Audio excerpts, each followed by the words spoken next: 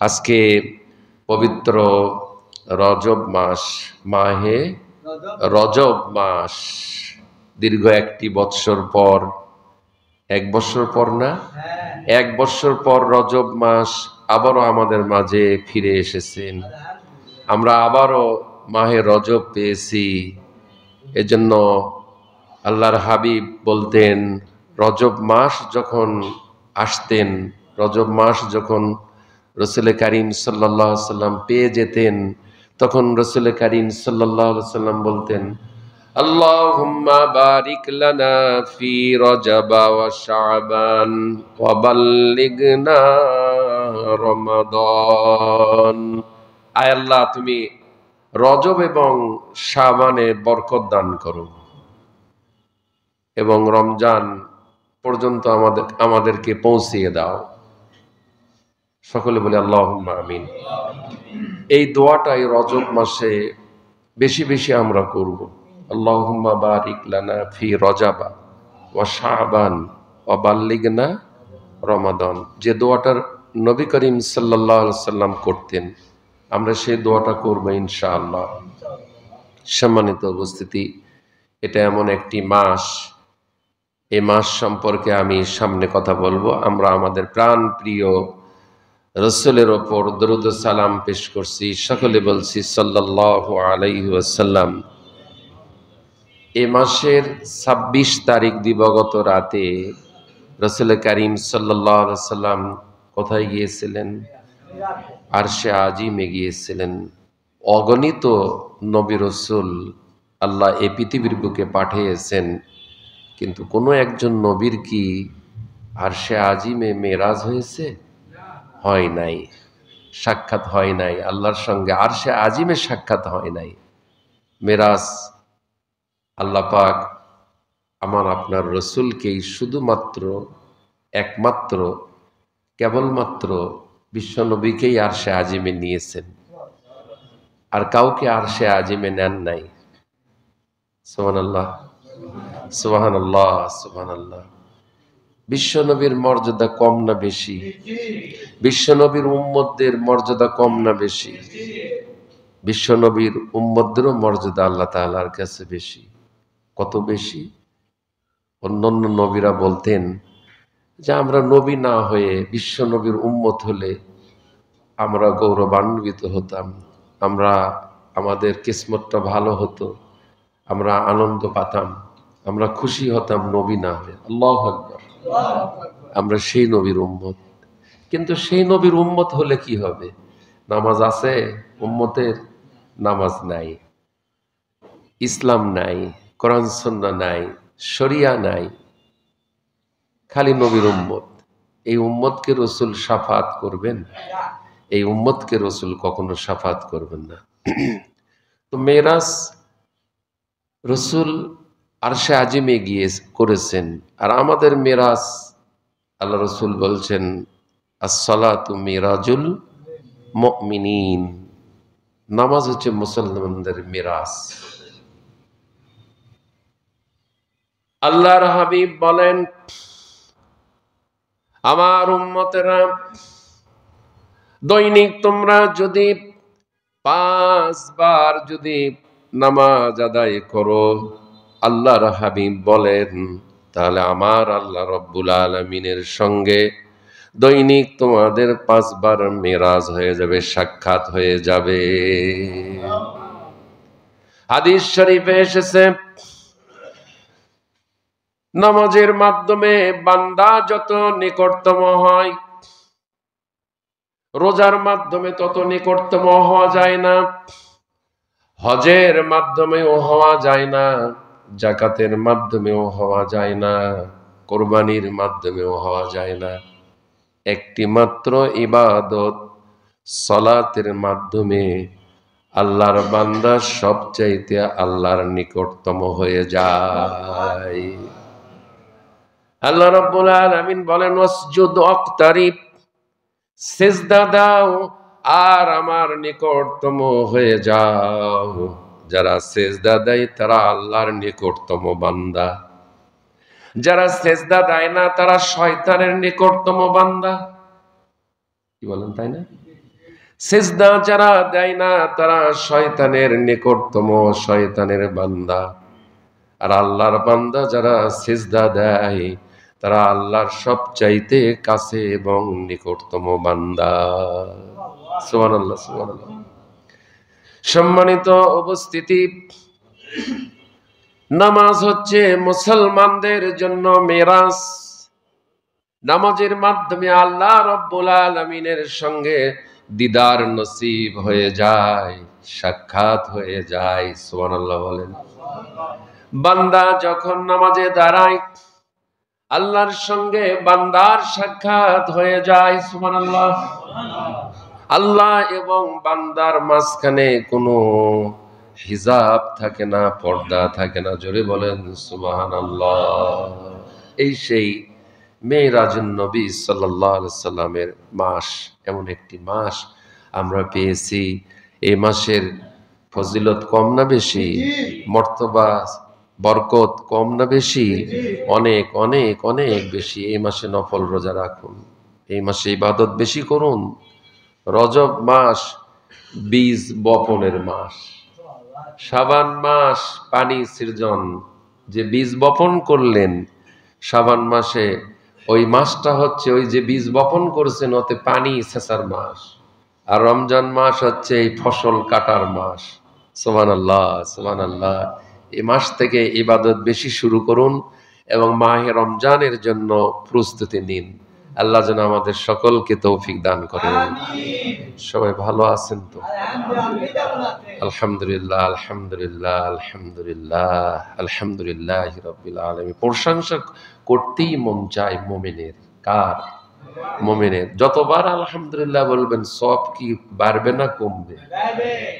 যত ইচ্ছা খুশি বলতে থাকেন। হাজিরা যেমন জমজমের, মক্কা মদিনায় যখন যায় জমজমের পানি সার্বক্ষণিক খালি পান করে। সুবহানাল্লাহ বলেন। ওটা একটা নেশা হয়ে যায় ওখানে পানি পান করা। আলহামদুলিল্লাহ। আর এই পানির ভিতর রয়েছে জমজমের পানি একটা ব্যতিক্রম পানি, হাউজে কাউসারের পানি। এটা যেদিন কোনো পানি থাকবে না সেদিন এই জমজম কূপের পানিটাই আল্লাহর জান্নাতি মোমেন বান্দাদেরকে এই পানি দেওয়া হবে। সুবহানাল্লাহ। আল্লাহ যেন নসিব করেন, আল্লাহ যেন কবুল করেন। এই পানিটা পান করলে মানুষের তৃষ্ণা থাকে না, এই পানিটা পান করলে মানুষের ক্ষুধা থাকে না। সুবহানাল্লাহ বলেন। আপনি যদি কিছু নাও খান, আপনি পেট পুরে কিছুক্ষণ পর পর যদি জমজমের পানি খান, এই পানির খাওয়ার মাধ্যমে আপনার ক্লান্তি দূর হবে। 7টা তাওয়াফ করলেন, করার পর একটু পানি পান করলেন, 2 রাকাত নামাজ পড়লেন, আপনার প্রাণ বন্ত শরীরটা আবার আগের শক্তি ফিরে আসে। সুবহানাল্লাহ বলেন। এগুলি পরীক্ষিত, অবাস্তব নয়। এগুলি বাস্তব, এগুলি প্র্যাকটিক্যাল, এগুলি সত্য। এর ভিতর যারা প্রবেশ করেছে তারাই এটা বুঝতে পারবে, কিন্তু যারা প্রবেশ করে নাই তাদেরকে এটা বোঝানো যাবে না। সুবহানাল্লাহ, সুবহানাল্লাহ। সাই করবেন 7 বার সাফা এবং মারওয়া, পানি পান করবেন, আপনার 7 বার সাই করার ক্লান্তি দূর হয়ে যাবে। 7 বার সাই করা মানে কি? কমপক্ষে 7 কিলো। ভাই দেখেন, ভাই খেয়াল করছে, 60টা কিলো রাস্তা 7 বার সাই করা মানে 7 কিলো রাস্তা অতিক্রম করা। 60টা তাওয়াফ করা মানে কি? কয়েক কিলো রাস্তা অতিক্রম করা। আল্লাহু আকবার, আল্লাহু আকবার, আল্লাহু আকবার। আল্লাহ যে চায় আল্লাহ তাকে দেয়। চাইলে আল্লাহ দিবে, চাইলে আল্লাহ দিবেন, না চাইলে দিবেন না। চাই দেখেন আল্লাহ দিবে, কোনো সন্দেহ নাই। অবশ্যই অবশ্যই আল্লাহ দিবেন। আমি চাইয়ে এসেছি ওখান থেকে, আবার আমি ওখানে গিয়ে চেয়েছি, চোখের পানি ফেলে চেয়েছি আল্লাহর কাছে। কাবা ঘরের দরজার চৌকট ধরে চেয়েছি, করন্দন দিয়েছি। রুকনে ইয়ামিনে ওই কর্নার ধরে, তারপরে মুনতাজা, এই জায়গাগুলি কাবার গিলাফ ধরে চেয়ে দেখেন, আল্লাহ আবার আপনাকে দান করবে, এতে কোনো সন্দেহ নাই। তার বাস্তব প্রমাণে এই গুনাহগার ওখানে যতবার যে চাইবেন ততবার আল্লাহ আপনাকে নিবেন। মুখ বন্ধ করে থাকবেন, চাইবেন না, দিবেন না। আল্লাহর কাছে নিয়ত করেন, রিজেক্ট আল্লাহ ওখানে 2 সপ্তাহ কবুল করেছিলেন। গত জুমা এই সময় আমি মক্কা নগরীতেই ছিলাম। কত জুমা জেদ্দাতে আমি অবস্থান করি। 4:55 আমার বিকাল 4:55 ফ্লাইট। এই ফ্লাইটে চললাম সেখান থেকে মাস্কাটে, সেখান থেকে বিমানে আবার চললাম আসে বাংলাদেশ শাহজালাল বিমানবন্দরে। ভোর 4টায় নেমেছে। আল্লাহ নিয়ে এসেছে, আল্লাহ নিয়ে এসেছেন, আল্লাহ নিয়ে এসেছেন, নিয়ে গেছেন আল্লাহ, আবার নিয়েও আসছেন আল্লাহ। আলহামদুলিল্লাহ, আলহামদুলিল্লাহ। এরপরে আল্লাহ পাক সুস্থ রেখেছেন। অনেক হাজি আসার পর 5 দিন 7 দিন রেস্ট নেওয়া লাগে, ঘুমান লাগে। এই গুনাহগারের আল্লাহ তাআলা ঘুম তো অনেক, আমি 15 দিনে গড়ে 3 থেকে 4 ঘন্টা ঘুম হয়েছে কিনা সন্দেহ হবে। কোনোদিন 2 ঘন্টা, কোনোদিন 3 ঘন্টা, হয়তো কোনো 2-1 দিন 4 ঘন্টা।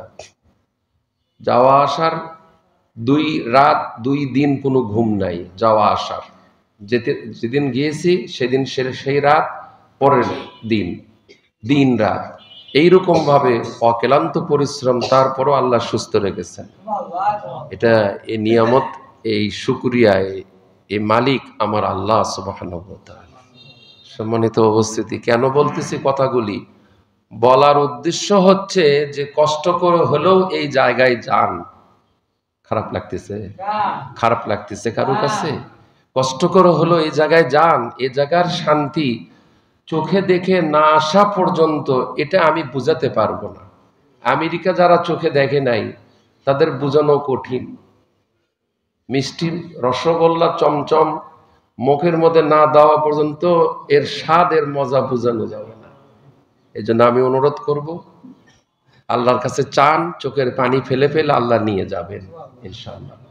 কাবার দিকে তাকালে 60টা রহমত, যে কাবার দিকে থেকে তাকিয়ে থাকবে তার ওপর 60টা রহমত আল্লাহ নাজিল করেন। কোথায় পাবেন এই নিয়ামত? কোথায় পাবেন? Saint Martin, Cox's Bazar, Singapore, Hong Kong, Bharat. মানুষ ট্যুর করতেছে কিনা? সফরে চলে গেছে। আহারে পোড়া কপাল, হতভাগা। মুসলমান ছাড়া যারা আছে তাদের এইগুলি জায়গায় ট্যুর করা দরকার, কিন্তু মুসলমানের সফর হবে কোথায়? মক্কা এবং মদিনা। এক উমরা থেকে আরেক উমরা সমস্ত গুনাহ আল্লাহ মাফ করে দেন, দরিদ্রতা অভাব দূর করে দেন, ব্যবসায় বরকত, শরীর সুস্থ, যা চাবেন এই উমরা করলে আল্লাহ তাআলা সেটা দিয়ে দিবেন। যে জায়গাগুলি রয়েছে এই জায়গাগুলিতে দোয়া একটাও ব্যর্থ হয় না, বৃথা যায় না। দোয়া করতে দেরি, কবুল হতে দেরি না। সুবহানাল্লাহ বলেন। আমি যখন যাব তখন শারীরিক অসুস্থতার জন্য মেডিসিন নিলাম। ডাক্তার বলল যে মেডিসিন লাগবে না। বাস্তবে তাই, যে মেডিসিন নিয়ে গেছে, একটা মেডিসিন লাগে নাই। আল্লাহু আকবার, আল্লাহু আকবার। এর শুকরিয়া আদায় করে শেষ করতে পারবেন না। হার্টের রোগী বলেন, প্রেশারের রোগী বলেন, ডায়াবেটিস বলেন, যেটাই বলেন, সবগুলি রোগ আল্লাহ পাক আপন কুদরত দিয়ে কন্ট্রোল করে নেন।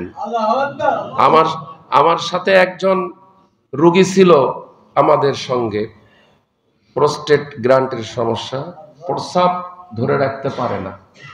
বলতেছে হুজুর 60টা তাওয়াফ করতে ম্যাক্সিমাম আধা ঘন্টা লাগবে, 30 মিনিট, উঠতে 40 মিনিট, 45 মিনিট সময় লাগবে। একটু কাছে দিয়ে ঘুরলে, ভিড় কম থাকলে 30 মিনিট। তো বলতেছে হুজুর 30 মিনিট সময় আমি পেশাব ধরে রাখতে পারবো না, স্থায়ী করতে সময় লাগবে আরো। এটা কেমন করে আমি পেশাব ধরে রাখবো হুজুর? হুজুর কাবার ভেতর ধরে আমি প্রবেশ করে কেমন করে ধরে রাখবো এটা? আর তাওয়াফের নিয়ম আছে, 3 বার কমপক্ষে আপনার না ঘোরা পর্যন্ত ওযু ছেড়ে দেওয়া যাবে না। 3 বারের পর যদি ওযু ছেড়ে যায় তাহলে ওযু করে এসে বাকিটা আবার আপনি করতে পারবেন ওই জায়গার থেকে। সম্মানিত উপস্থিতি, তা আল্লাহ পাকের মেহেরবানি, আমার সাথী যিনি ছিলেন ওনার এই সমস্যা অনেক। আমি জিজ্ঞাসা করতেছি, তাওয়াফ করতেছি, জিজ্ঞাসা করতেছি প্রস্রাবের চাপ আসছে? করছে হুজুর প্রস্রাবের কোনো চাপই নাই, আল্লাহ পাক আপন কুদরত দিয়ে প্রস্রাব পায়খানা সব কন্ট্রোল করে দেন। সুবহানাল্লাহ বলেন, সুবহানাল্লাহ, সুবহানাল্লাহ। এর থেকে আর কি চান? এর থেকে আর কি চান? আর যদি কেউ তাওয়াফ করে এবং সাই করে, আল্লাহ রাব্বুল আলামিন তার প্রতি 120টি রহমত নাজিল করেন। সেই জায়গায় যাবেন না তো কোন জায়গায় যাবেন? এটা তো মক্কা মদিনার সামান্য একটু বললাম। এবার আসেন রসুলের রওজা শরীফ, রিয়াজুল জান্নাহ। রিয়াজুল জান্নাহ রসুল বলে গেছেন এটাই জান্নাত, রিয়াজুল জান্নাহ। দুনিয়ায় কেউ যদি জান্নাতে প্রবেশ করতে চায় আর দেখতে চায়, সেজন্য মদিনা শরীফে রসুলের রওজা মোবারক রিয়াজুল জান্নাহ। আল্লাহ তাআলা ঠিক রসুল যে মেহরাবে, আমার একটা যতবার গিয়েছি, যে চাই সে পায়। 4টি বার হলো আমার যাওয়া, প্রত্যেকবারই রিয়াজুল জান্নাহ। রসুল যে জায়গায় নামাজ পড়তেন, এই যে এরকম মেহরাব, এই মেহরাবের এই যে আমার সম্মানিত ভাইজান যেখানে বসা আছেন, ঠিক আমি এই জায়গায় 4 রাকাত নামাজ আদায় করছি। আল্লাহু আকবার। এটা তো কিসমতের ব্যাপার। আমার মুআল্লিম বলতেছে হুজুর দ্রুত গতিতে 5 কাতার রিয়াজুল জান্নাহ, তার পরে কিন্তু রিয়াজুল জান্নাহ নয়, এর ভিতরে আপনি থাকবেন। আল্লাহু আকবার, আল্লাহু আকবার।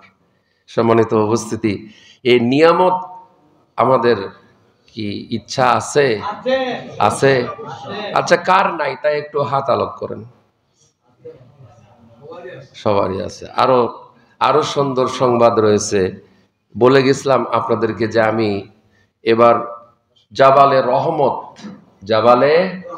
রহমত যেখানে কোরআন নাজেল হয়েছে, এই জায়গায় রাসূল করিম সাল্লাল্লাহু আলাইহি সাল্লাম কতদিন ছিলেন? 40 দিন। 40 দিন আল্লাহ তাআলা জাবালে রহমত, যেটাকে বলা হয় হীরা গুহা, হীরা পাহাড়, তাই না? এই জায়গা 1500 ফিট উঁচু। কত হাজার? 1500 ফিট। এরকম একটা ক্ষুদ্র মানুষ এই জায়গায় ওঠা। আমরা ফজর পড়লাম হেরেমে, ফজর পড়ে রওনা দিয়েছি, মানে বেলা ওঠার আগেই উঠতে পারলে রোদের তাপ থেকে একটু কষ্ট কম হবে। সঙ্গে পানি নিয়েছি, খেজুর নিয়েছি, তো লাগে নাই, পানিও খাওয়া লাগে নাই, খেজুরও খাওয়া লাগে নাই। কেন লাগে নাই? একটা তৃপ্তি পাচ্ছি, একটা আনন্দ পাচ্ছি, একটা প্রশান্তি পাচ্ছি, যার জন্য পানিও খাওয়া লাগে নাই, খেজুরও খাওয়া লাগে নাই।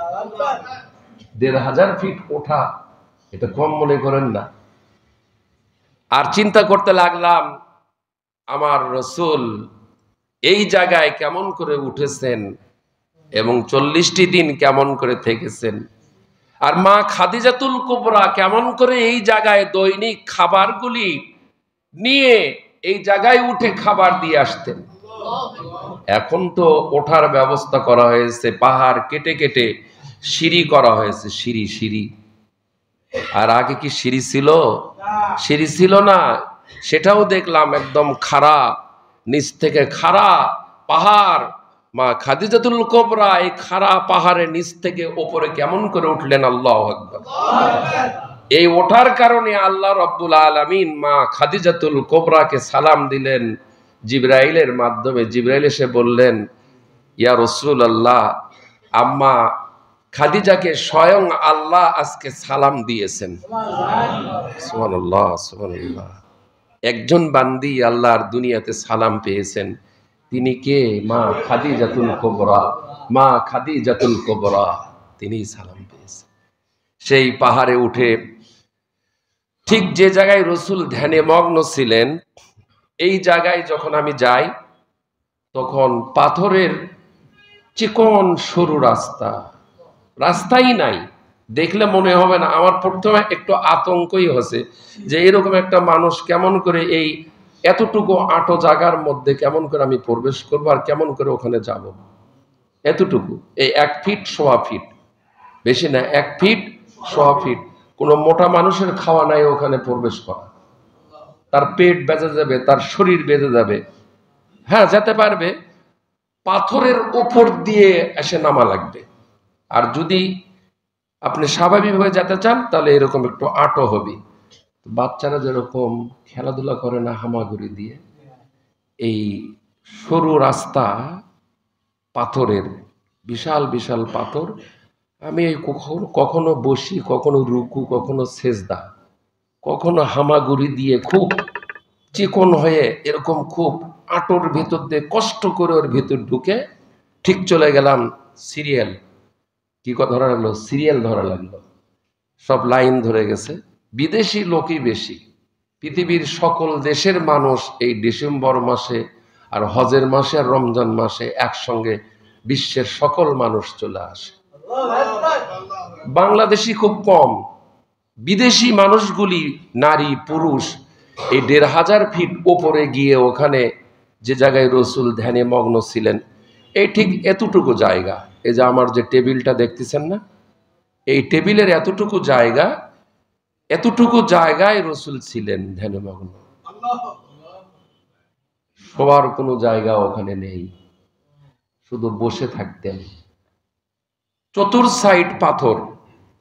সাইড পাথর, ডান পাশে বাম পাশে, সামনে পিছনে, মাথার উপর পাথর।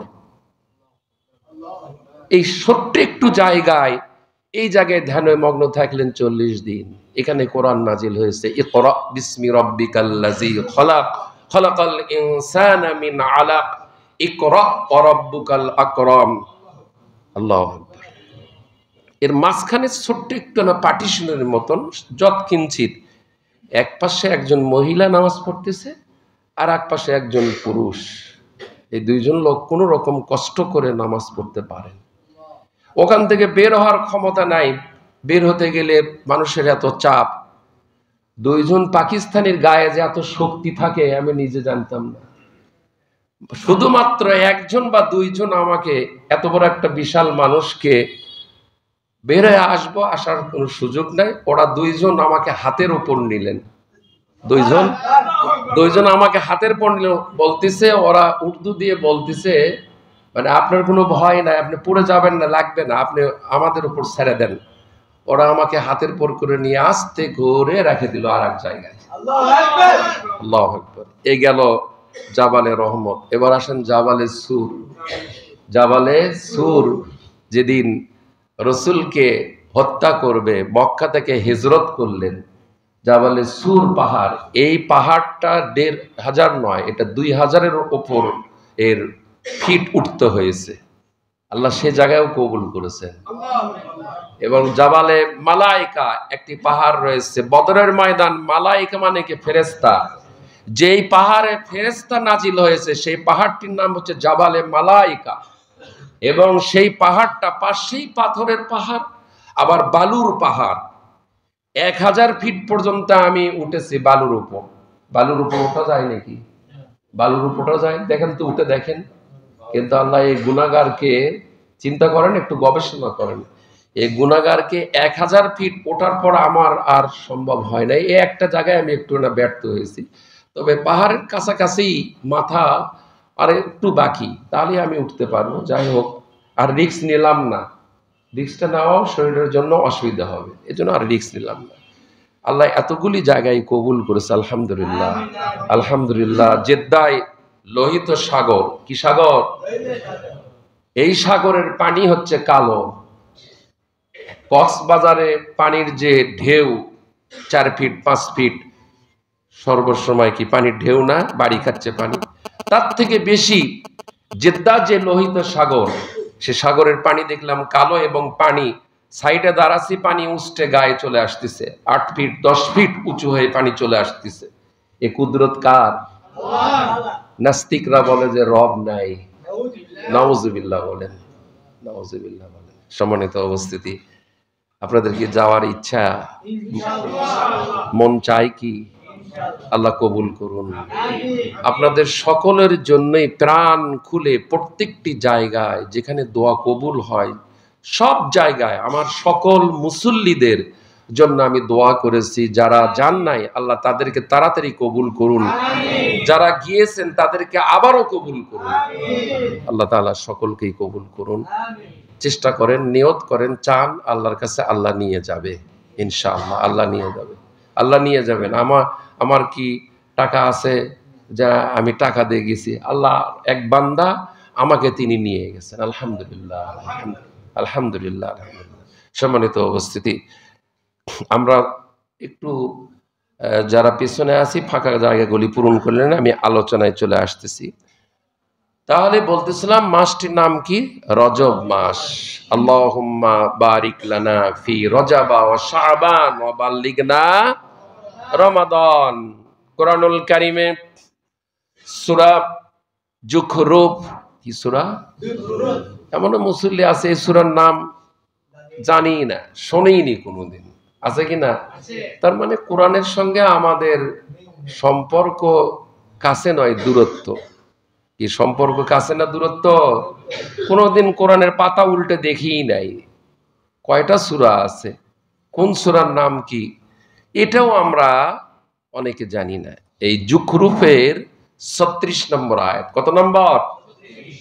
শয়তান কাদেরকে নিয়োজিত করে এবং শয়তান কাদের সাথে নিয়োজিত থাকে এই সম্পর্কে একটা আয়াত আর একটা হাদিস বলেই আজকের মূল আলোচনায় চলে আসবো ইনশাআল্লাহ। আলোচনা কেন করতে হয়?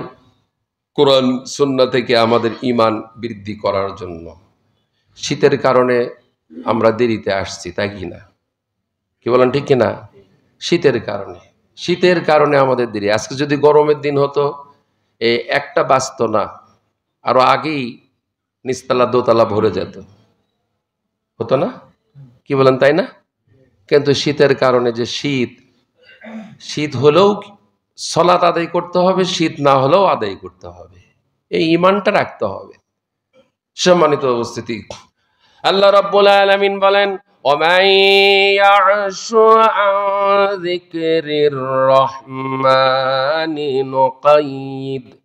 নুকাইয়িদ লাহু শাইতানান ফাহুয়া লাহু করিন। আল্লাহ রাব্বুল আলামিন বলেন, যে ব্যক্তি, যে মুসলমান আল্লাহ তাআলার শরণ থেকে, কোরআন থেকে যারা মুখ ফিরিয়ে নেয়, এরকম মুসলমান আছে কিনা? বগুড়ায় আছে কিনা? বাংলাদেশে আছে কিনা?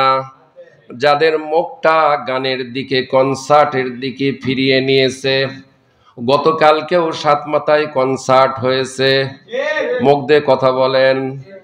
আল্লাহ পাক বলেন সূরা যুখরুফের ৩৬ নম্বর আয়াত, ওমান ইয়াশু আন যিকরির রহমানি নুকাইয়িদ লাহু শাইতানান ফাহুয়া লাহু করিন। আল্লাহ রাব্বুল আলামিন বলেন, কোরআনের কনসার্ট, কোরআনের মজমা যারা মুখটা রেখে দেয়, ফিরিয়ে নেয় না। আমরা কোরআনের দিকে মুখ ফিরিয়ে নেই নাই, কোরআন থেকে নিয়েছে নাকি? কোরআনের দিক থেকে আমাদের অন্তর রয়েছে, দিল রয়েছে, কলব রয়েছে, মন রয়েছে, রুহু রয়েছে, আত্মা রয়েছে, জীবন রয়েছে, বডি রয়েছে, শরীর রয়েছে। কি বলেন, ঠিক কিনা? আর এমনও মুসলমান রয়েছে যাদের কোরআন ভালো লাগে না। কোরআন যাদের ভালো লাগে না তারা এই গান পছন্দ করে, আর যাদের ভালো লাগে না তারা কোরআন পছন্দ করে। ক্লিয়ার? আমার কাজ হচ্ছে কোরআন থেকে ক্লিয়ার করে দেওয়া। কি বলেন, ঠিক কিনা? এই ক্লিয়ার করে দিলে কি আপনারা বেজার হন নাকি? কষ্ট পান নাকি? খুশি হন না?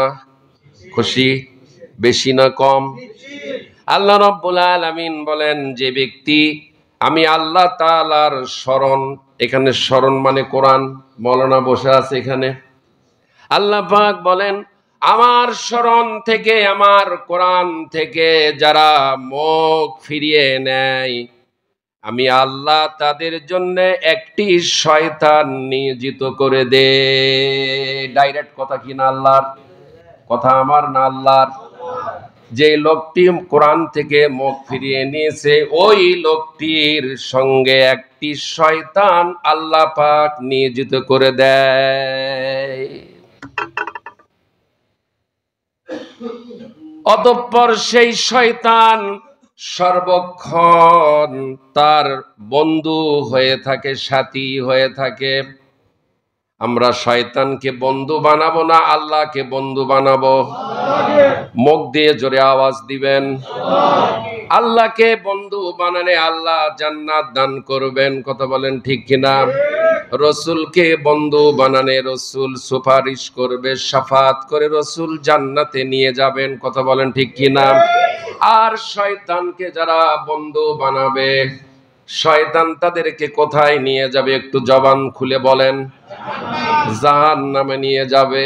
এত বলার পর, এত কোরআন থেকে ক্লিয়ার করার পর, আগামীকাল অথবা আজকেই আবার সাতমাতে মুক্ত মঞ্চে কনসার্ট হবে। কোনো হিন্দু করবে না, কোনো বৌদ্ধ করবে না, কোনো খ্রিস্টান করবে না, কোনো ইহুদি করবে না, কোনো নাসারা করবে না। একমাত্র মুসলমানের সন্তান, মুসলমানের বাচ্চা, যারা মুসলমান বলে নিজেকে পরিচয় দেয়, তারাই আবার গান বাজনার আহ্বান করে, কথা বলেন ঠিক কিনা? একদিন পর পরই গান বাজনা, কি সে যন্ত্র লাগিয়ে, নামাজের বিঘ্নতা, আজানের বিঘ্নতা, কথা বলেন ঠিক কিনা? এরাই আবার মুসলমান দাবি করে। আল্লাহ রসুল বলেছেন, আল মুসলিমু মান সালিমাল মুসলিমুনা মিন লিসানিহি ওয়া ইয়াদিহি, যার হাত থেকে, যার জবান থেকে অপর মুসলমান নিরাপদ নয়, সে কখনো মুসলমান নয়। যেটা মুসলমানকে কষ্ট দেয়, যে মুসলমান মুসলমানকে কষ্ট দেয়, নামাজে কষ্ট দেয়, ইবাদতে বিঘ্নতা ঘটায়, ওইটা কখনো মুসলমান নয়, কথা বলেন ঠিক কিনা? খাও দাও, ফুর্তি করো, মৌজ করো, গান বাজনা করো, গান নিয়েই ওঠে, গান নিয়েই শোয়, কি বলেন ঠিক কিনা? আর মৃত্যু হবে গান নিয়েই, ইমান হারা হয়ে মারা যাবে। এরা কখনো ইমানের স্বাদ পাবে না, ইমান নিয়ে এরা মরতে পারবে না, এরা মরবে বেঈমান হয়ে। এদের গানের সাথে সম্পর্ক, গান নিয়েই এরা মত্ত, নাচ নিয়েই এরা মত্ত। গান ছাড়া আর কিছু ভালো লাগে না, কোরআন ভালো লাগে না, হাদিস ভালো লাগে না, দ্বীন ভালো লাগে না, শরীয়ত ভালো লাগে না, ইসলাম ভালো লাগে না, আল্লাহ ভালো লাগে না, রসুল ভালো লাগে না। অথচ আল্লাহর অক্সিজেন গ্রহণ করে, লজ্জাও করে না। আল্লাহর নিয়ামত খায়, যে পাতে খায় সেই পাতেই টয়লেট করে, কথা বলেন ঠিক কিনা? ধর্মকে চেনো, রবকে চেনো। তোমার ধর্মে যদি গান থাকে, তুমি 24 ঘন্টা কেন 48 ঘন্টা নামাজের টাইমেও বাজাও। তোমার ধর্মে তো গান নাই, তুমি হিন্দু ধর্মকে অনুসরণ করতেছো। আবু দাউদ শরীফের হাদিস 4031 নম্বর হাদিস, যারা বিজাতিদের অনুকরণ করবে, তারা বিজাতিদের দলভুক্ত হবে। এরা তো বিজাতিদের দলভুক্ত হয়ে গেছে, এরা বিজাতিদেরকে অনুকরণ করে আর গান বাজনা করে। এফিডেভিট কোর্টের মাধ্যমে করে ইসলাম ধর্ম ত্যাগ করে হিন্দু ধর্মে চলে যাওয়া ভালো আছে, খ্রিস্টান ধর্মে চলে যাওয়া ভালো আছে, বৌদ্ধ ধর্মের লোক আমাদের দেশে আছে, রাম মন্দির রয়েছে চিটাগাং, আছে না? চলে যাও বৌদ্ধ ধর্মে। তোমার ইসলাম ধর্মে এটা নাই, তুমি সেটা করবা, আর আমাদের নামাজের বিঘ্নতা করবা, ইবাদতের বিঘ্নতা করবা। এজন্য দেশে কোরআনের রাজ দরকার, কোরআনের পার্লামেন্ট দরকার, কোরআনের শাসক দরকার, কোরআনের প্রেসিডেন্ট দরকার, হযরত উমরের মতন প্রেসিডেন্ট দরকার দেশে, যে শাসক আসলে গান বাজনা বিধর্মীদের জন্য চলবে আর মুসলমানদের জন্য গান বাজনা ডান্ডা মেরে ঠান্ডা করে দিবে। ডান্ডা মেরে ঠান্ডা করে দিবে। গান বাজনা করবে, ডান্ডা মেরে অ্যারেস্ট হবে, জেলখানায় উঠতে হবে। হ্যাঁ, বিধর্মীরা গান বাজনা করবে, ঢাক ঢোল করবে, সব করবে, এটা ইসলামে জায়েজ রয়েছে, কিন্তু মুসলমানদের জন্য জায়েজ নেই।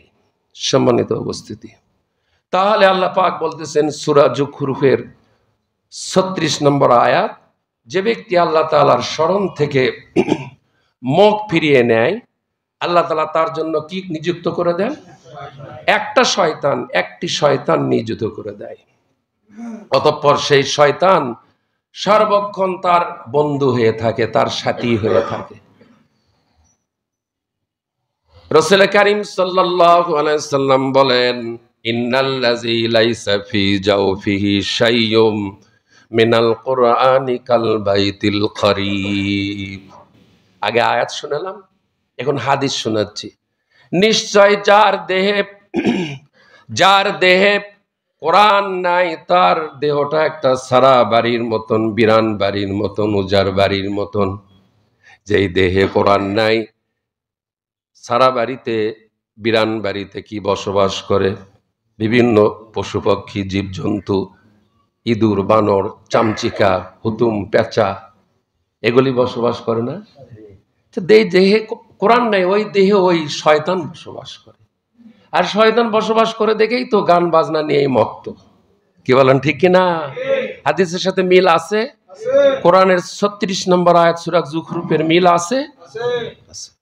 আজকের আলোচনার বিষয় ছিল আমার একটা 10 পর্যন্ত আলোচনা করব। কষ্ট হবে? কষ্ট হবে? আলহামদুলিল্লাহ, আলহামদুলিল্লাহ। আলোচনার বিষয় হচ্ছে আখিরাত বিষয় আলোচনা। কি বিষয়? আখিরাত। এটা দরকার আছে কিনা? তাওহীদ, রিসালাত এবং আখিরাত। এই আখিরাত সংক্রান্ত কোরআনুল কারীমে এত আয়াত আল্লাহ তাআলা নাজিল করেছেন, 1/3, 10 পারার সমান। সুবহানাল্লাহ। আর বাকি আয়াতগুলি তাওহীদ এবং রিসালাত, অন্যান্য সাবজেক্ট, অন্যান্য বিষয়, কিন্তু আখিরাতের আয়াতই আসছে 10 পারা সমান। সুবহানাল্লাহ। তো আল্লাহ তাআলা বলেন যে যারা আখিরাতের বিশ্বাস করে, কোরআনুল কারীমে সূরা আল আলা, কি সূরা? আলা সূরা, বাল তুসিরুনাল হায়াতাদ দুনিয়া ওয়াল আখিরাতু খায়রুন ওয়া আবকা। তোমরা দুনিয়ার জীবনকেই অগ্রাধিকার দিয়ে থাকো। কনসার্ট যারা করার দুনিয়ার জীবনকে অগ্রাধিকার দিয়ে দিয়েছে, গান বাজনা, নাচ নিয়ে। অথচ আখিরাত হচ্ছে তোমাদের জন্য উত্তম এবং অধিকতর স্থায়ী। সুবহানাল্লাহ বলে। অগররাতহুমুল হায়াতুদ দুনিয়া, সূরা আরাফের 51 নম্বর আয়াত। তাদের দুনিয়ার জীবন ধোঁকায় ফেলে দিচ্ছে। যারা কনসার্ট করতেছে, গান বাজনা করতেছে, এদেরকে আল্লাহ তাআলা বলেন সূরা আরাফের 51 নম্বর আয়াত, এদের কি অগররাতহুমুল হায়াতুদ দুনিয়া, তাদেরকে পার্থিব জীবন ধোঁকায় ফেলে দিচ্ছে। ধোঁকার ভেতর পড়ে আছে না? সঠিকটা, সরলটা বললেও গ্রহণ করে না, মেনে নেয় না, ফিরে আসে না। ওটা যে গুনাহের কাজ, ওটা যে কবিরা গুনাহ, ওটা করলে যে ঈমান থাকতেছে না, বললেও শুনতেছে না। শোনে, ফিরে আসছে এরকম? ফিরে আসে নাই, ফিরে আসবেও না, ফিরে আসবে না। ওটাতেই অন্ধ বিশ্বাসী, অন্ধ ভক্ত। হুজুররা যতই বলুক, আমি আমার সিদ্ধান্তে অটুট, আমি এর থেকে ফিরে যাব না।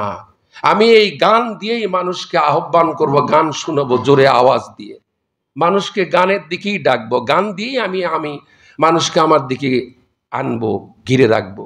কি বলেন, ঠিক কিনা?